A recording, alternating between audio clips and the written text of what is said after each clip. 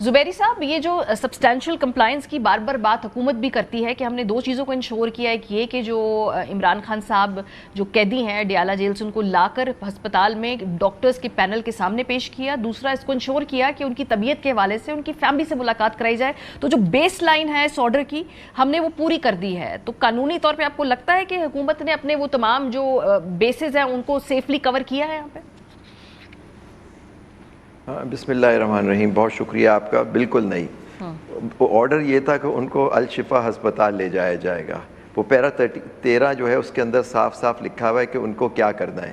انہوں نے بالکل اس کی کمپلائنس نہیں کی. ڈاکٹر آج پتہ لگ رہا ہے کہ وہ جو مشین بھی تھی جو وہ کام بھی نہیں کر رہی تھی جس پہ ان کا ٹیسٹ ہونا تھا عمران خان صاحب کا. تو آج اخبار ڈان میں نے پڑھا ہے, شاید سچ ہے یا نہیں مجھے نہیں معلوم, لیکن دیکھیں کمپلائنس نہیں ہوئی. اور پیرا 14 جو تھا اس آرڈر کا وہ کلیئر تھا کہ جو وائلیٹ کرے گا یا لا اینڈ آرڈر کا ایشو ہوگا وہ کورٹ کے سامنے لا کے مدعا رکھ سکتا ہے کہ ایک پارٹی نے وائلیٹ کیا یا دوسرے نے کیا. میں سمجھتا ہوں یہ بالکل ان کا کوئی مدعا نہیں ہے. اور بالکل میں اتفاق کروں گا میرے بڑے بھائی اشتر اوصاف صاحب سے کہ انہوں نے جو صحیح بات کہی کہ آپ کو آرڈر کو من او ان, یہ لفظ استعمال ہوا ہے, من او ان آپ کو اس کو امپلیمنٹ کرنا ہے. آپ کا ریویو فائل کر دینا صرف کافی نہیں ہوتا. اگر آپ کو 2 دن تھے آپ کے پاس, آپ کو کوئی بھی ایشو تھا, دیکھیں اب تو یہ کہہ رہے ہیں کمپلائنس کر دی. اب کچھ دن پہلے کہہ رہے تھے کہ جی ہم نے سیکیورٹی کی وجہ سے ان کو الشفا ہسپتال نہیں لے گئے, ہم ان کو پمز لے گئے. ان کے ایک ڈاکٹر کو جو فیصل صاحب ہیں ان کو بھیج دیا الشفا, بہن کو ایک گاڑی میں بٹھا کے جن کو پتہ بھی نہیں تھا ان کو بھیج دیا پمز کو. وہاں 3-4 بجے 5 بجے ان کو لے جائے. یہ کیا ایک مذاق ہو رہا ہے ایک فارمر پرائم منسٹر سے. تھا کہ 48 گھنٹے میں ان کو الشفا لے جانا تھا, وہاں ڈاکٹرز کا پینل لانا تھا, انہوں نے اس کو دیکھنا تھا. اب یہ ساری کمپلائنس کہاں سے ہو گئی؟ اور دیکھیں دوسری بات ہے, اب ریویو فائل کر دیا انہوں نے. آج بھی آرڈر افیکٹو ہے, آج امپلیمنٹ کریں آرڈر. کنٹیمپٹ انہوں نے کر دی ہے, بالکل حد تک عزت کی ہے اور اس کی سزا ہونی چاہیے. دیکھیں پچھلی دفعہ کورٹ نے جب اپنے آرڈر کو امپلیمنٹ نہیں کرایا الیکشن والے کیس میں, ریزرو سیٹس والے کیس میں, تو آپ دیکھیے آج یہ وہاں اس نہج پہ پہنچ گئے کہ آپ دھڑلے سے کورٹ کے آرڈر کی ماننے کی نہیں ہے اور کہہ رہے ہیں کہ جی ہم نے سبسٹینشل کمپلائنس کر دی. اٹس آئدر دس اور آر یا پار ہوتا ہے, یہ نہیں ہوتا کہ سبسٹینشل کمپلائنس کر دی. اب یہ بالکل جیسے اشتر بھائی نے کہا, اب کورٹ دیکھے گی کہ یہ آیا یہ حد تک کے زمرے میں آتا ہے یا نہیں. زبیری صاحب کے انتظامیہ نے اپنے ایما پہ تو یہ فیصلہ نہیں لیا ہوگا, کہیں نہ کہیں جو اس پوری انتظامیہ کی ایک پولیٹیکل اسپیئر ہیڈ کرتے ہیں جس کو, وہ پرائم منسٹر صاحب ہوں گے یا انٹیریئر منسٹری ہوگی یا موجودہ حکومت کی کیبنٹ ہوگی. تو کیا اسپیسیفک ڈائریکشن کی ضرورت تھی سپریم کورٹ کی جانب سے, اور وہ نہیں نظر آ رہی کورٹ آرڈر میں, اس وجہ سے توہین عدالت نہیں ہو سکتی, اس میں وہ امپلیکیٹ نہیں ہو سکتا؟ نہیں, بالکل یہ توہین عدالت ہے اور صرف ضلعی انتظامیہ کو اس پہ مورد الزام ٹھہرانا بالکل غلط ہے.